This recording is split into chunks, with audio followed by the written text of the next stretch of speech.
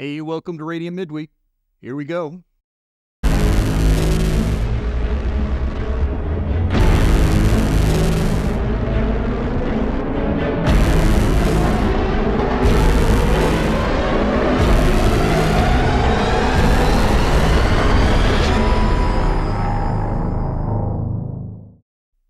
One day, millions of people throughout the world will simply disappear. With no apparent reason for the disappearances, those who remain are left to wonder if their loved ones are alive or being punished, or if they themselves are being punished. Around the globe, people come up with various theories and explanations as to what's happened, and one theory is that the event marks the beginning of the end of days. You see, according to Christian doctrine, Christ prophesied to return to collect the souls of the faithful. The problem this poses for those who are left behind is whether or not they are the faithful and whether they can change their lives or be accepted by Christ at this point. In fact, according to one group that subscribes to this theory, it's a group from New Hope Village Church, the people on earth will suffer 7 years of trials. A person named the Antichrist will rise and grow very powerful and have dominion over those who remain, and during those 7 years, many will perish. However, those who survive will witness the second coming of Jesus Christ and be accepted into his glory. Now, if that sounds familiar, it should for many of you. That is the summary of the best-selling series Left Behind, a set of books that have sold more than 80 million copies worldwide. There have been movies and series attached to this, and many people recognize it. But where did it come from? We're going to explore that a little bit today. How did this become, in many ways, the front runner as far as the narrative is concerned about the end times, in particular in the American Evangelical Church? We're going to look at some other big books out there as well, too. One called The Late Great Planet Earth. Maybe some of the older folks are familiar with that. It's written by Hal Lindsey. It sold more than 35 million copies in 1973. What you may not know is this book had an enormous amount of influence over the authors of the Left Behind series, that being Jerry Jenkins and Tim LaHaye. And so these two books are linked together as well. We just don't know how. And the interesting thing is, in America, ideas from these books seem like the prevailing thought throughout evangelical circles. The common ideas that they hold are a pre-tribulation rapture, or 7 years of tribulation. Something we call premillennialism falls into there too. These best-selling New York Times books that we just talked about all share these common ideas. The movies all highlight it. In fact, what you come to find out is there can be entire denominations that have this as a non-negotiable standard of belief for their congregations and their leadership. And so many people have come to accept this is the only narrative, the correct narrative, when we talk about the end times, and yet they know very little about its history or where it came from. But to hear it taught in the media or Christian TV stations and some of the larger evangelical churches in America, you would think things such as the pre-tribulation rapture are an absolute certainty. And what I want to tell you is it may only seem that way. It may not be as widely accepted, particularly amongst scholars and pastoral teams out there, as you have been led to believe. It just, at the end, simply might be the loudest voice. And sometimes the loudest voice is what gets heard. But there are other voices, and I think you need to know them, and you need to know where these ideas came from, because there's more out there. And here on Escaping Babylon, our whole idea has never been to try to convince you I'm right or a particular stream is the only one. We want you to be educated and learn to think for yourselves.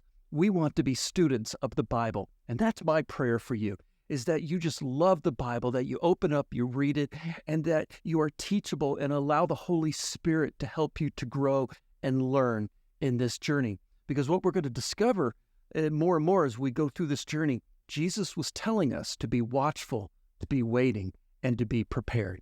Are you prepared for Jesus' return?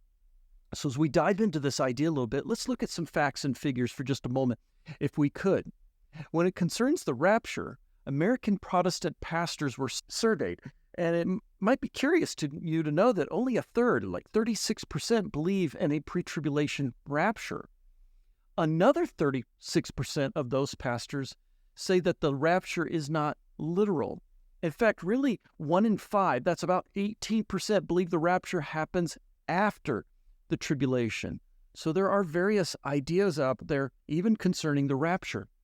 When we talk about the Antichrist, well, only about half, that's 49%, see the Antichrist as a figure who will arise in the future, that he's a literal person.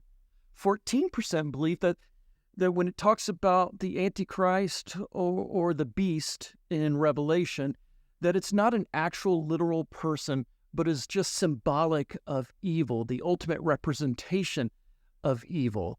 We say, well, what do the other 37% believe? I don't know. It didn't say. The millennial kingdom, another idea you're going to hear talked about. And it's interesting that close to half the pastors in America, 48%, believed in what we call premillennialism. Now, this is the view that the 1,000-year reign of Christ happens in the future. It's an actual thing of 1,000 years. Christ will physically return to earth after a time of great suffering and tribulation. He will defeat the Antichrist, the false prophet. He will cast Satan into a pit, chained for 1,000 years, only to be released later. But during this 1,000 years, he sets up his kingdom here on earth in Jerusalem. Another third, 31%, supports something called amillennialism. And in this, as the name purports, it's no millennial kingdom. Jesus is currently reigning from heaven. He will remain within the hearts of his church until the end of the world. And so they don't believe in a literal 1,000-year reign. It's symbolic of a large period of time. It's a heaven reality, not an earthly one, in which Jesus rules in the hearts and minds of Christians. But from an amillennial perspective, once Jesus returns, there will be a new heaven and a new earth. And then a smaller group, but still represents about 1 in 10 or so, believe in what we call postmillennial thinking. And I call this the optimistic one because they believe that the millennial kingdom occurs before Jesus' second coming, that the 1,000 years, in their case, they don't have to be literal, so they share that with the group above, that it can be a symbolic number, but that the church will continue to grow in its size and influence during this time, that the kingdom expands throughout the world, lives are being saved, the earth will become more Christian, and our job is to build the kingdom here on earth for our King. It's the only one I say, boy, when I read the news, it doesn't seem like it's happening on there, but at least you have an idea. There is no one train of thought, no one way of thinking. Pastors are divided out there on what they believe concerning the end times. So don't always just fall into one narrative. But we do need to ask, where did this prevailing narrative that we see oftentimes through Late Great Planet Earth or the Left Behind series, or we hear from some famous TV pastors out there, where did this come from? Especially things like the pre-tribulation rapture. And why is it primarily centered in the American churches? Well, before the 19th century, pre-tribulation rapture and premillennialism, they often go together. They were not the commonly held view amongst Protestant churches anywhere in the world. It was not a part of anybody's creed, or was it considered absolute orthodoxy. The prevailing viewpoint out there was amillennialism, believe it or not. And that had been held for more than 1,000 years. It was taught quite a bit by St. Augustine in the 5th century AD. And this was during the time not only had the country of Rome begun to wane in their influence and decline, but the Catholic Church's influence was growing throughout the world. And so people saw this as a growing rule and reign of Christ's church here on earth that would ultimately end up just kind of taking over the world after a great period of time, that it was our job to spread Christianity throughout the world, and that's true. Another one that was common was one we've talked about before, the preterist view, when it concerned the end times, and many with the amillennial perspective held this during that time, and that says in Matthew 24, for instance, which we'd been traveling through, that the end of times and the end of this period, when Jesus is referring to it, he's referring to the destruction of Jerusalem and Israel in AD 70. Matthew 24 is largely about this destruction. And if not there, it was certainly finished at the Bar Kokhba revolt in AD 132, when Rome finally destroyed Israel after the third rebellion that they had caused. And so since Israel had been wiped off the map by the Romans, there was definitely no idea in the 5th century that there was going to be a future temple. Certainly no idea there'd be some kind of peace treaty. The idea that Israel would once again be in the promised land, Jerusalem would be their capital. It was a foreign idea. They couldn't see that as possible. And so that narrative really wasn't in their mind. So these ideas about the pre-tribulation rapture, the restarting of Daniel's prophetic 70 weeks of years, which we talked about in previous podcasts, the Jerusalem temple, that it could possibly be built, that sacrifices could begin again, premillennialism, all of these are modern leanings when we look at the whole scope of 2,000 years of church history. They've really begun garnering attention and growing in popularity just really in the last 160, 170 years. They were not the prevailing voice or narrative for 1,500 years before that. So let's look more and more as we dig in as to why. Why has that grown so much, particularly in the American church in this last 160, 170 years? Where did it come from? To understand this, we need to look at something called dispensationalism. What is its history? Where did it come from?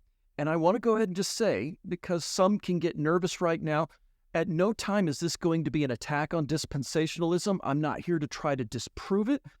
My point, as with all things in this podcast, is to explain where it came from, how it became the prominent narrative in the American church, especially on the end times conversation. And why has it not necessarily had the same amount of influence throughout the world? Why did it grow here? Again, I want to educate you. I'm not looking to insult or change someone's mind. If you're a dispensationalist, welcome. In this podcast, we've got people with all kinds of opinions and ideas and philosophies and theology concerning the end times. Let's continue that conversation with grace. But I bring this up, and it's kind of a timeout right now in our Matthew 24 series, but I had one of my folks come up and a couple others as well, and they're just saying, Jason, are you a dispensationalist? What do you believe? And the answer is no. At my core, I'm not. I don't hold to everything dispensationalism teaches, but there are some things that I do agree with, and so there's much we have in common. So this is not a rebuke. Again, I just want to teach, and maybe you can discern, where do you land? Pray about it. Ask the Holy Spirit to teach you. Now, before we get into what dispensational is, I want to talk a little bit about what dispensationally is not, because there's a couple of myths out there concerning it that we need to dispel real quick, because they're not true.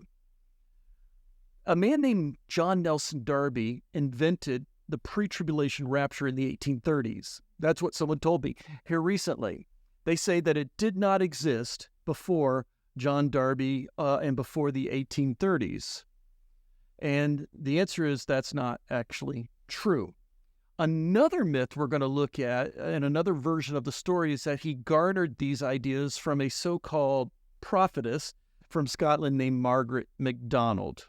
It's said that in one of her prayer meetings that Darby was attending, he heard a prophecy from her about the pre-tribulation rapture, and this radically changed his life and his thinking, and he never turned back, and he was constantly on a quest from there to tell others about this new idea that he'd learned.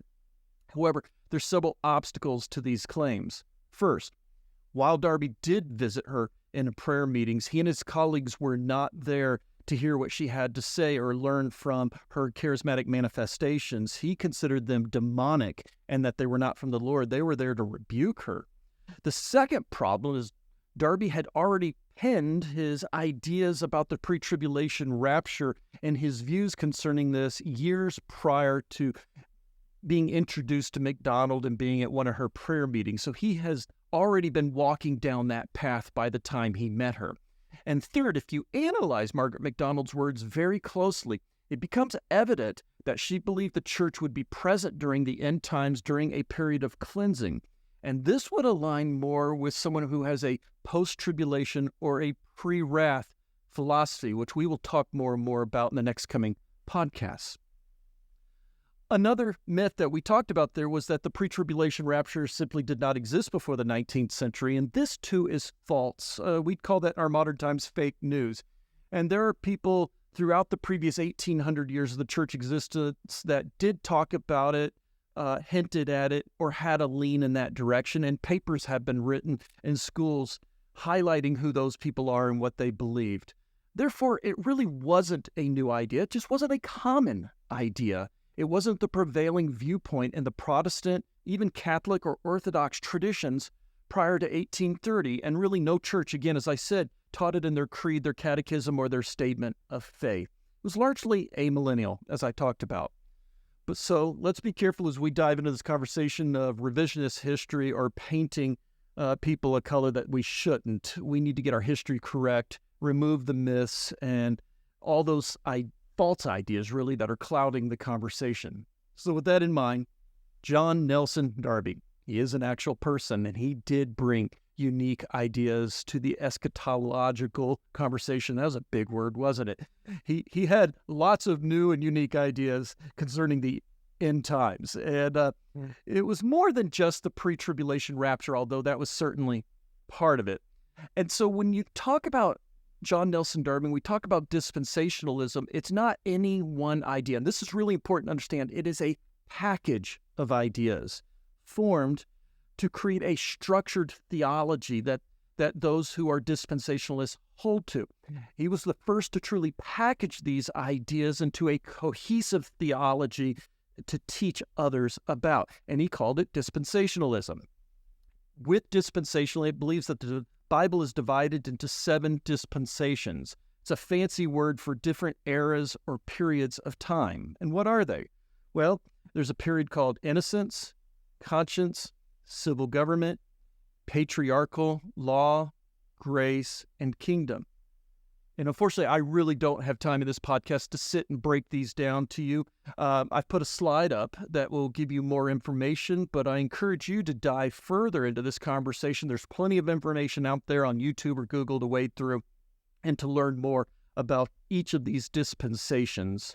But do know this is an important aspect of dispensationalism.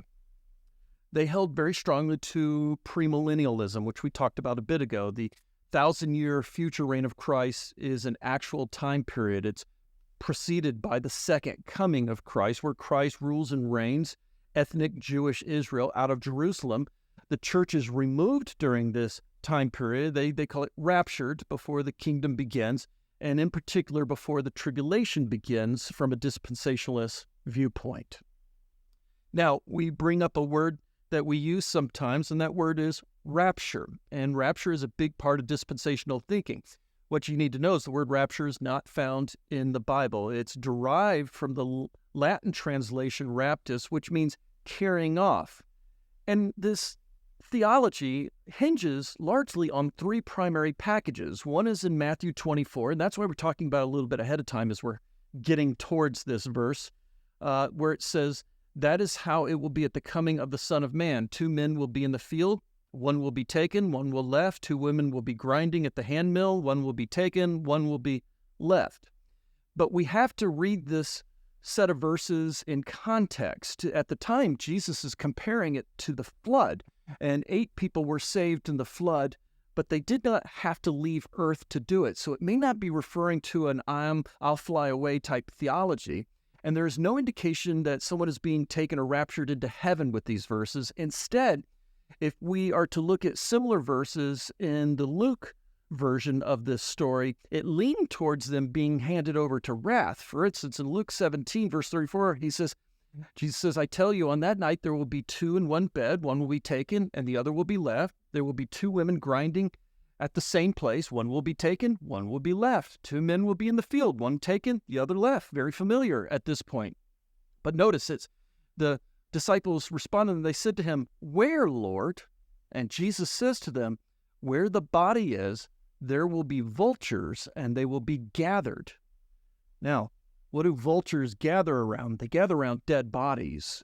So quite contrary to what we see in the Left Behind series or are told, where people just disappear suddenly, clothes are left, and they're being taken to heaven, this passage appears to point towards death, towards wrath. There's bodies being left around. And be honest with you, more and more in modern times, modern dispensationalists also agree, basically saying Matthew 24 is not pointing to a pre-tribulation rapture as a passage.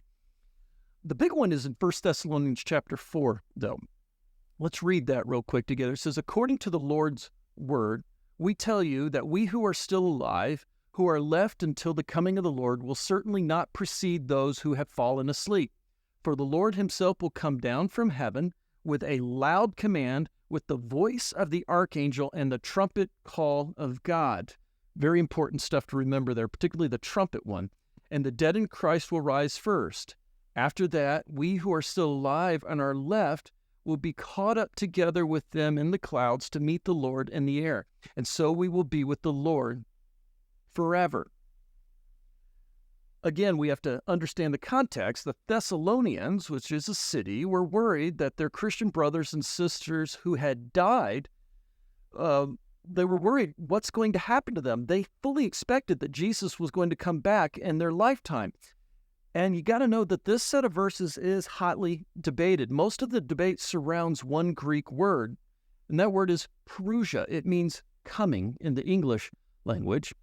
And the problem is this word has lost all of its meaning over time because how we do government and customs and ethnic traditions have all changed. It's just a completely different world today, and we've lost the perspective on what this world meant from a first century viewpoint. However, it's important to know that Paul's audience would have understood exactly what he was talking to, and it would have been common and a familiar custom that they understood well. So let's understand, what does this word parousia mean? Well, defined, it means that when a royal delegation would approach a city, a messenger would go forth and blast a trumpet ahead of them. Citizens of the city would then come out and they would line the road, welcoming this entourage to their city, to their region. They would be shouting and they would be celebrating the arrival, particularly of a king or an emissary, an emperor, or some kind of royal delegation. The leaders of the city would go outside the walls as well together. They would formally greet the dignitary who was coming and then accompany or escort that delegate into the gates of the city. To some extent, you were given a picture of this in the Palm Sunday story, if you're familiar with that. What many experts argue is that Jesus isn't coming to take possession of a city. He's coming to take possession of the entire earth. But parousia, in this sense, is where the dead rise to meet him in the air.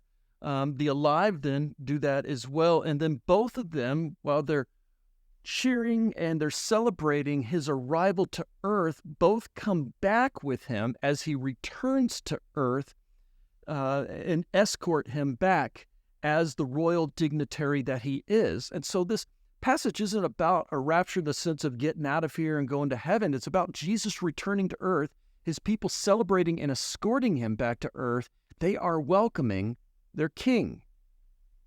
Another passage that's a big one is 1 Corinthians chapter 15. Again, Paul says, listen, I tell you a mystery. We will not all sleep, but we will be changed in a flash, in the twinkling of an eye, at the last trumpet. There's that trumpet again. For the trumpet will sound, the dead will be raised imperishable, and we will be changed. And surprising here, not necessarily the rapture. This is a resurrection event. Notice the last trumpet. And that is a possible big hint, particularly as we dive into the book of Revelation and Revelation chapter 14. Is this referring to the seventh trumpet in the book of Revelation, or is it just another trumpet altogether? We're going to have to wade through that a little bit in another podcast. And so the case for pre-trib rapture is not always as rock solid as we would like to think, or that some purport. So for the record, I'm not saying it's not true, or that it couldn't be true. And some people are surprised when they hear that. But many others teach it as absolute fact that there's really no other alternative and lead you to believe that it's unanimously accepted. It's just not true. And it's good for us to understand the entire whole story and realize there are other options. Why? Again, because we're here to teach and to encourage you to think for yourself and know that there are various viewpoints and other things that should be considered. The increased popularity, however, of the pre-trib rapture centers around this man, Darby. And yes, around 1830s, particularly 1840s, these ideas grew. They gained popularity, particularly in America, where there was a growing sense of end times fever. People were really excited about end times ideas. Several other cults kind of started to this time. People were making predictions about the end times. There was just a fervor in America concerning the end times. But rapture theology is a unique idea that in many ways is specific to America, and this surprises a lot of people. It's not widespread dominant belief throughout the world, and many other Christians. Many Christians outside of America just don't subscribe to this idea. And it became even more popular in America, as we talked about, books such as Hal Lindsey's Late Great Planet Earth and the Left Behind series. More and more this idea really got out there into the culture and particularly into evangelical circles in America. Another idea we need to break down that is a big part of dispensationalism is the tribulation, or sometimes we call it Jacob's trouble. This was another unique idea introduced to the church. And what was unique about it was the idea that it's a 7-year period immediately before Jesus' second coming. It was here that this idea of the 70th week of Daniel was introduced. We've talked about that in the past podcasts, and I lean towards this idea, but it was unique to this point in history, and it was a theory of Darby's. Again, the church was largely amillennial and believed that that 70th week of Daniel was fulfilled in the first century, particularly with the destruction of Jerusalem and Israel in AD 70. And so this was a newer idea. Who are some other individuals who influenced dispensationalism and helped it grow throughout the American Evangelical Church? Well, let's look at some of those other people. Another famous name out there is someone named James H. Brooks. In fact, he was considered the most predominant dispensational of his day, particularly in the 1800s. He fully embraced it. He communicated it. He was the pastor of a church called Walnut Street Presbyterian Church. He started something called the Brooks Bible Institute. He authored more than 200 booklets and tracts. He was a key leader of a popular conference called the Niagara Bible Conference at the time. And as a keynote speaker there, he used this oftentimes as an avenue to introduce dispensational thought to thousands of people. He would also mentor a couple of other big names in that movement. One is someone he befriended, and his name was Dwight L. Moody. And he met him in St. Louis in 1880, and then he met a troubled man who had a difficult past, and his name was C.I. Scofield. Perhaps you've heard these names. Let's look at that last one first. Cyrus Ingerson Scofield. Well, he was an ex-Confederate soldier. He had a legal career. He was an attorney. He was actually part of the Kansas House of Representatives at one time. He even became a U.S. district attorney. After 1 year, however, he was forced to resign. And the details are a little fuzzy. It was a cloud of scandal. There was bribes. There was forgery. We're not 100% sure what it was, but it was enough to make him resign and leave the office in disgrace. In his personal life, he was known to be a heavy drinker. He abandoned his wife and 2 daughters, and he got divorced. Later, he would get remarried and have 1 son. It was sometime later that he was converted to Christianity. A lawyer friend of him introduced him to the gospel. He was helped by a man named Dwight L. Moody, who he tagged along with on evangelical campaigns and helped him even plan them and make them happen. It was through Moody that he would come under the mentorship of James H. Brooks. And Scofield was fascinated by Brooks's dispensational ideas. He loved Darby's commentary on dispensationalism. In fact, at one point he said he thought it was the most profound theology of our age. He greatly loved Darby and his ideas. He would become an ordained pastor, but he did not go to seminary. It was done through tutelage and mentoring, and it was after this that he accepted a calling at a church in Dallas. It was called the First Congregational Church in Dallas, and it still exists today. However, the name's been changed. It's now called the Scofield Memorial Church.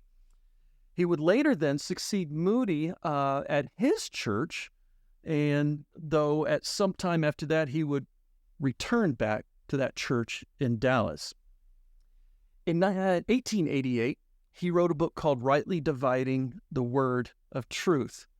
And it was just a book taken from Scripture, the New Testament, of the importance of rightly dividing the word of truth. However, it had a strong dispensational lean to it. It became highly popular. It's this book that I find I don't agree with all the ideas he had on it. We just don't have time to talk about all them in our podcast today. At some point, he began referring to himself as Reverend C.I. Scofield, D.D., Doctor of Divinity. The problem is nobody can find out where he got his degree from or if he even received an honorary degree for this. Remember, he didn't even have a seminary degree up to this point, so this idea of him being a Doctor of Divinity is a little bit questionable out there. However, Scofield had a great project, a hobby that would become very famous. He would write footnotes in the bottom of his Bible or in the sides of his Bible. They were reference notes, oftentimes kind of a running commentary of his thoughts, referring to other passages that might be similar in Scripture. And most of this, and all of it really, was influenced from Darby's work, his philosophy, his theology. He didn't get any help. He didn't get any proofreading. It never went, these references and these ideas never really went under the scrutiny of anybody, but they would result in something that many of us have heard of, the Scofield Reference Bible, which became the premier study Bible in America for decades. And it really found an audience in conservative circles, in particular conservative churches, because at the time what was going on was called the Bible School, the university movement. And what was interesting about this time is many of the conservative scholars of the day felt like colleges were just becoming too liberal. And it's interesting because that argument still applies today. And so scholars were suspect of these liberal colleges, and there was just a growing distrust. And if some of that sounds familiar, yeah, it's ongoing. And therefore, colleges and seminaries were founded by this group of dispensationalists to help present their ideas and this philosophy to train up other pastors to help spread the word even more. They wanted to combat this growing sense of liberalism, and they used the Scofield Reference Bible as required reading. You brought it to class with you. And so two schools in particular, though, in this movement have had an enormous impact on the spread of dispensationalists throughout the evangelical church in America. One was called Moody and is called Moody Bible Institute, and it was founded by Dwight L. Moody. It's in Chicago. The other is called Dallas Theological Seminary, and that was founded by a man named Lewis Sperry Chafer. He is the one who took over Scofield's church in Dallas when he left to go take over Moody's church. So he started this seminary to combat liberalism in Dallas, and vast numbers of dispensationalists have come out of this amazing, wonderful school. And it is a very well-respected school for training up pastors. One particular student stands out in our conversation. His name is Hal Lindsey, and he graduated there in 1969. It was 4 years later he wrote Late Great Planet Earth, which, as we said earlier, sold more than 35 million copies throughout the world. And it's here that these dispensational ideas, particularly concerning the end times, truly blossomed and went to the forefront of American thought and made its way into the culture, particularly in the evangelical church throughout America. It truly shaped the American evangelical thought as it concerns the end times.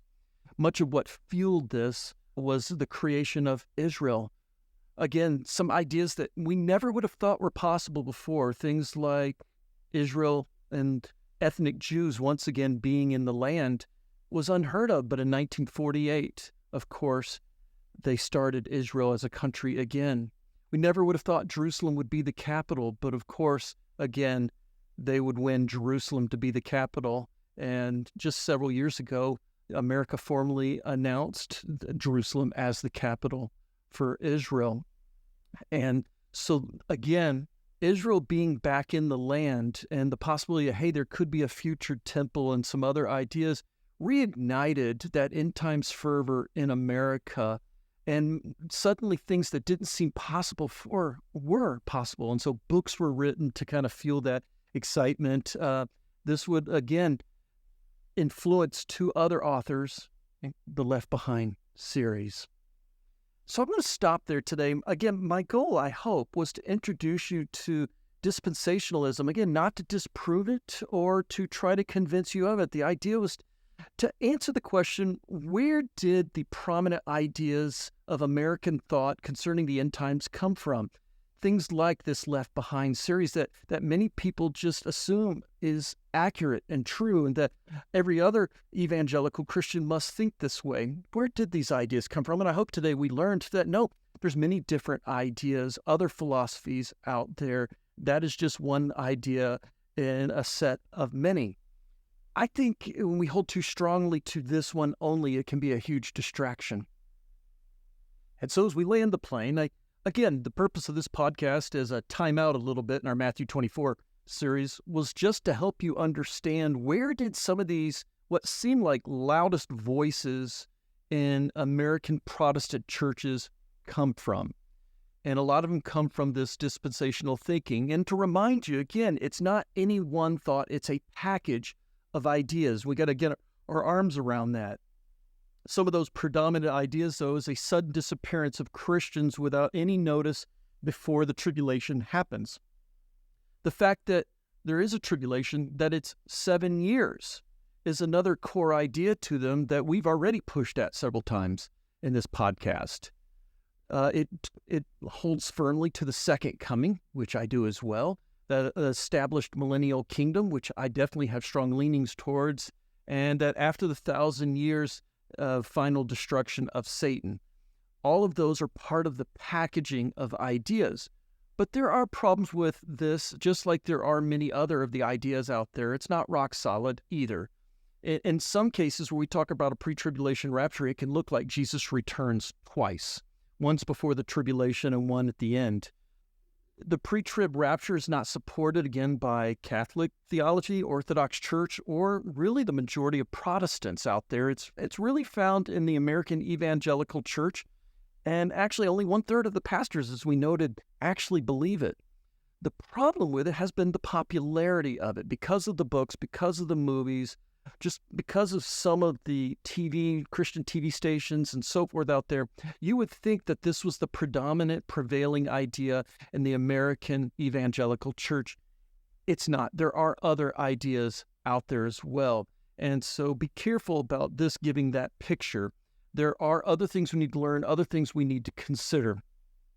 It's important to know that a large number of theologians out there in colleges have turned away from every point in this teaching. People like John Piper and N.T. Wright don't agree with it. Denominations no longer hold to it as essential like they used to. And so it's okay if for the first time in this podcast, it's been questioned. Some of these ideas that you just thought, I thought this was just part of the absolute theology of the Christian church. And maybe for the first time you've heard something differently. That's the goal. Again, I don't want to change your mind. I just want you to know there's other ideas out there, to open our minds and our hearts to read Scripture knowing that there might be other ideas. Because sometimes, as we've talked about in a previous podcast, we can come in with preconceived ideas and be stubborn and say, this is the only way it is. And when we approach Scripture that way, we can twist and turn it to make it say what we want it to say, rather than saying, you know what, I'm coming at this. I want to hear what God has to say. I want to keep an open mind. I want to learn from the scholars out there and then take all of that information prayerfully and allow the Holy Spirit to teach me. That's the goal in this. And if that's where you're at, I'm so proud of you. Welcome. Let's continue that journey as we go into next week. We're going to kind of summarize Matthew 24 as we begin to bring that part of this conversation to an end. I'm looking forward to that. Hey, listen, it's really important. And again, I know I've been gone for about 4 weeks, and I apologize. It's been a busy season for us, but I'm back, and I need you to like this if you could on YouTube, if you could subscribe, even leave helpful comments. That's really appreciated. This helps get the word out. It's something to do with their algorithm and getting it to more people. So that's your way of giving back to this podcast, if you could, and help us spread the word. Tell your friends about it. Hopefully this is something we can all learn. I appreciate you, and don't forget, Jesus is coming back. Are you ready? Bye-bye.